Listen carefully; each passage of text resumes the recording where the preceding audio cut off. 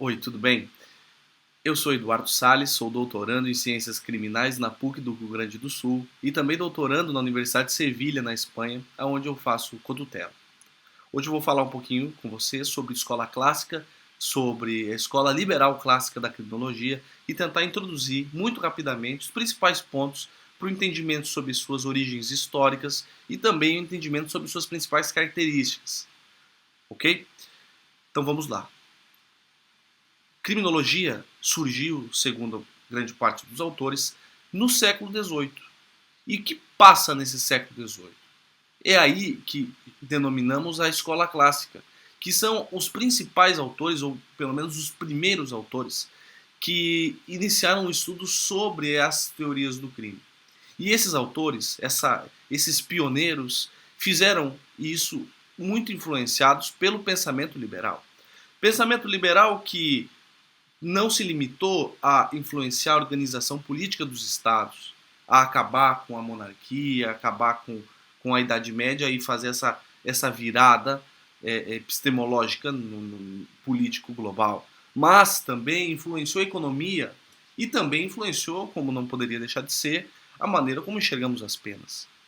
E Cesare Beccaria, um dos principais autores desse período, e talvez o pai da criminologia, ele escreveu no livro dos Delitos e das Penas talvez as principais características até hoje. E por isso que essa obra é de uma leitura obrigatória para todo estudante de direito. Segundo essa escola clássica, a concepção do homem é um homem livre e racional. O homem ele é capaz sempre de refletir, ele é capaz de pensar, de tomar decisões e agir sempre em consequência disso. Ou seja, o homem ele não nasce mal.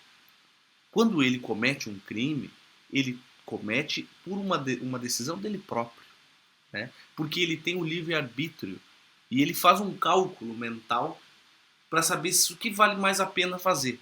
E ele, quando comete o crime, ele analisa as desvantagens e as vantagens e resolve cometer, por causa desse livre-arbítrio.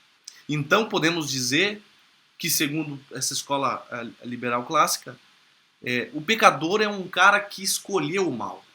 Ele tinha dois caminhos e ele decidiu seguir pelo caminho errado, né? Outra característica interessante é que para a escola liberal clássica a lei sempre precisa ser simples, precisa ser conhecida pelo povo e tem que ser obedecida por todos. Mas vejam bem que para ser obedecida ela precisa ser compreendida por todos. Não é possível uma lei obscura, uma lei complexa, demasiada, que impeça a compreensão pelas pessoas que vão estar sujeitos a ela. Então, vejam bem, para Beccaria, o crime sempre é uma quebra do pacto social, do contrato social. Toda pena que exista, ela sempre precisa levar em consideração a salvaguarda desse pacto, desse contrato. Uma pena que não objetive salvar o contrato social não é uma pena legítima. Vejam que importante. A pena tem um princípio da pena que precisa ser sempre observado, que é a salvaguarda do contrato social. O delito surge da livre vontade do indivíduo. Então, a pessoa define e escolhe cometer o delito. Se trata de uma questão de liberdade, escolher seguir o caminho errado. A pena também tem como fundamento a defesa da sociedade, a defesa social, por isso a questão da defesa do pacto, que é a expressão da sociedade. A pena sempre precisa ser por um prazo certo e determinado, e ela funciona como um impulso em desfavor dessa conduta criminosa, né?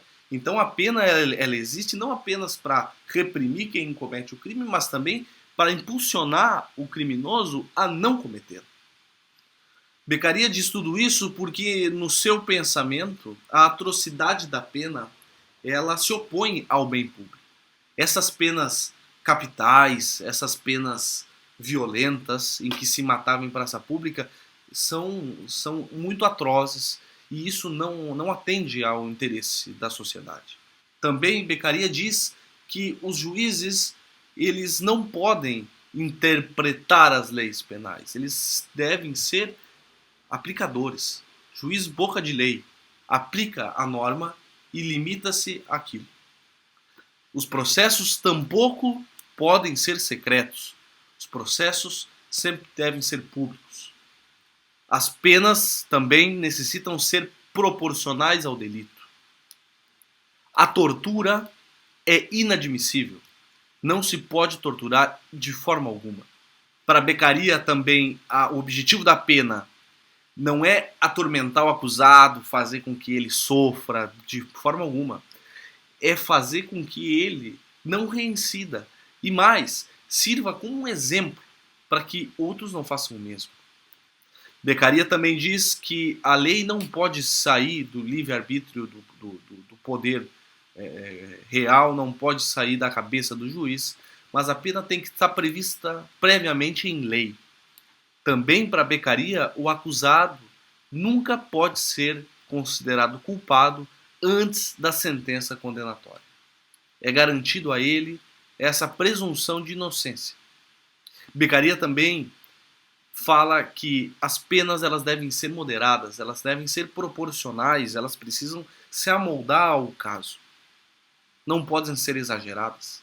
E talvez a característica mais importante, que é a impossibilidade da pena de morte e também da pena de banimento, que nessa época eram características dessa sociedade europeia. Bom, a partir dessa influência de Beccaria é que se constroem os principais pilares desta escola clássica. Escola clássica que, como eu disse, em reação aos excessos medievais, estabelece, e eu poderia enumerar aqui, 3 características essenciais. A primeira é que a razão deve se sobrepor a esse poder punitivo do Estado. E esse limite se dá por meio da razão. Segunda característica é a oposição a essa ferocidade das penas, a essa atrocidade, a pena capital, a pena corporal, a pena infamante. Essas penas todas são opostas pelos pilares dessa escola clássica que repudia-os. E a terceira característica poderia dizer-lhes que tem a ver com as garantias individuais na persecução penal, né? Como essas garantias de ser inocente até a sentença condenatória, o direito de defender-se, né? O direito de ter uma pena proporcional, tudo isso também compõe esse pilar da escola clássica.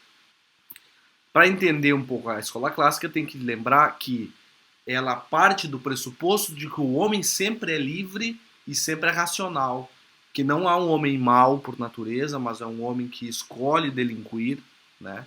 E que ele pode agir e tomar decisões em consequência de tudo que temos na sociedade.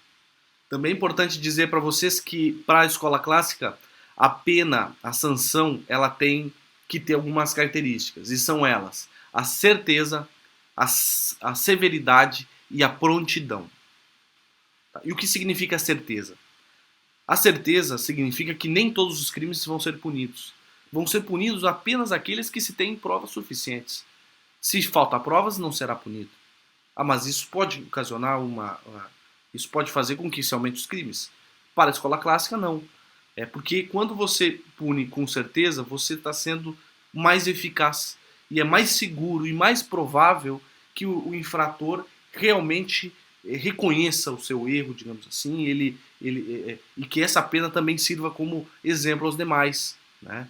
Então, a pena acaba tendo uma função inibidora no comportamento criminoso, porque ela é sempre certa, ela é sempre aplicada nos casos em que há provas suficientes.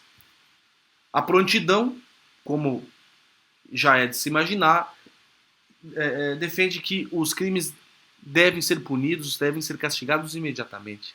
ou pelo menos pouco tempo depois de terem sido cometidos. Porque a demora faz com que se perca esse efeito inibidor que, que essa característica preventiva, digamos, da pena pode ter. Então, por isso é importante sempre haver uma resposta tão imediata quanto possível. Bom, e por fim, temos a severidade, que, que basicamente é o seguinte, que penas mais duras, penas mais duradouras e mais severas nesse sentido, de intensidade, elas tendem a ter mais efeitos no sentido positivo, no sentido de fazer parar a delinquência, do que aquelas que sejam leves. Né? Mas, para a escola clássica, não basta simplesmente dureza por si só. A pena ela precisa ser proporcional.